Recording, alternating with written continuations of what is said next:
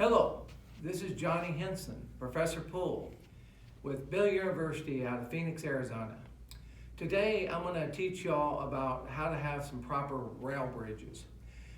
Rail bridges really come into play when the cue ball is too close to the rail for you to put your standard bridge hand on the felt itself, you know. And so a lot of people use rail bridges when they're doing break shots, and there's other situations where it does come into play. What I'm going to do is I'm going to take you through a series of rail bridges because, you know, naturally a lot of people, they show things one way, and then, you know, when you see it from a different, you're in a different situation, it changes. So I'm going to start with probably what I would consider a rail bridge where you're going to be doing your full stroke on the cue ball, and then we're going to slowly move our way back to the rail, and you're going to see how these rail bridges evolve. Okay, so basically what I would like to start by doing is showing you that these two fingers, which is my thumb and my middle finger, make a straight line. And then I'm going to put this finger over the top. Now I'm going to do this on the rail, so it's going to make more sense. But when you realize that these two fingers make the guide, and then this finger here just pulls it over. So let's go over to the rail and I'll show you how that's done. Okay, so let's say I was going to be shooting at the 5, okay? I'm going to first put my middle finger, and I'm going to tuck my thumb, and I'm going to put that right up against my stick. Okay, so now I'm going to put this finger over the top. And now if you notice that my front finger, this finger here, the fingertip, is actually where my normal bridge length is, which is that mark. Okay, so basically this is going to be your standard rail bridge, you know, pretty standard, and you're going to be able to execute almost every shot that you normally shoot from this point. Now what we're going to do is we're going to move the cue ball back a little bit. Now, when we do this, we can still get our hand on the table, and you want to get it back as far as you can, just so you have a little bit of a stroke length. But you're not going to have probably your standard stroke length. Now there is a bridge that is called an extended bridge, which is an open type bridge, where you can put this and it's open and you can do your normal shot, okay? But this is something I want to stress, is you really need to maintain an angle on your going down on your cue.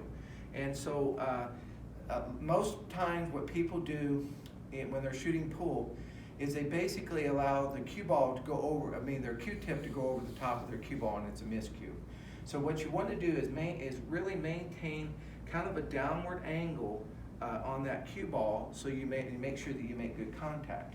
Okay, so this would be the standard one from this place, which is my two thumbs, and this would be basically a standard open rail bridge from that same area. Okay. Now what we're going to do is we're going to move the cue ball on the rail. Okay.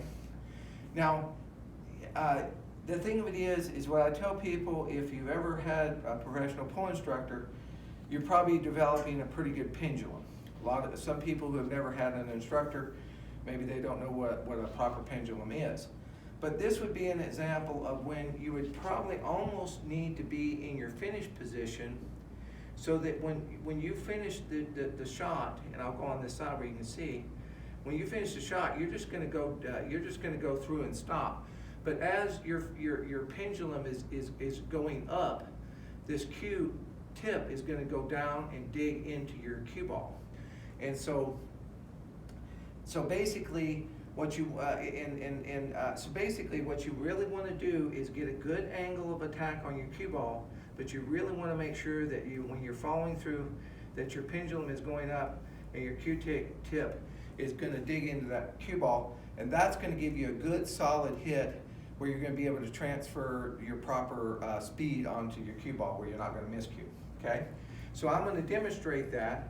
You're going to first by putting your hand on the table. Now you can do this with a closed bridge, which is here. okay? Or you can do it with an open bridge, you know? Now, what I say when you do an open bridge, the trick is you want to push these fingers onto the table, and you want to just push them to where you almost see your knuckles turning white, because there's really not a lot of stability out here. Now, there is a technique where you can fold the two fingers down, and you have two fingers on the table, these two fingers are down, and that is a technique that some people use. I personally never liked this technique, but it is a technique that I do teach, because if it fits certain players, then that's fine. But what you do is you put two fingers on the table, you fold the other two down, and then you push those two fingers down, make it solid, and then that becomes your bridge. And you can do that with well, I guess you can only do that with an open bridge, because closed bridge, you're going to be using that finger to make the bridge itself. So anyway, that's basically those types of bridges. Now what I'm going to do is I'm going to show you a bridge like if you were against the rail itself. On this side, you're going to be able to just put your normal hand down to make a bridge, okay? But what we're going to do is we're going to try to do this from a different angle. Okay, I hope that you can see this. That you're really going to put these two fingers on top of the rail, and then you're going to make basically a closed bridge. And these two fingers here are going to stabilize, plus this finger here is going to be on the table itself. And so then that's going to become your bridge. So these two fingers here are going to be on the rail, and then this finger here is going to be on the slate, or on the felt itself, and then you're going to, that's going to be the bridge that you're going to do. Now, you still need to keep a level cue, and you still need to get as good of stroke length as you can. These bridges are things that you're going to have to practice.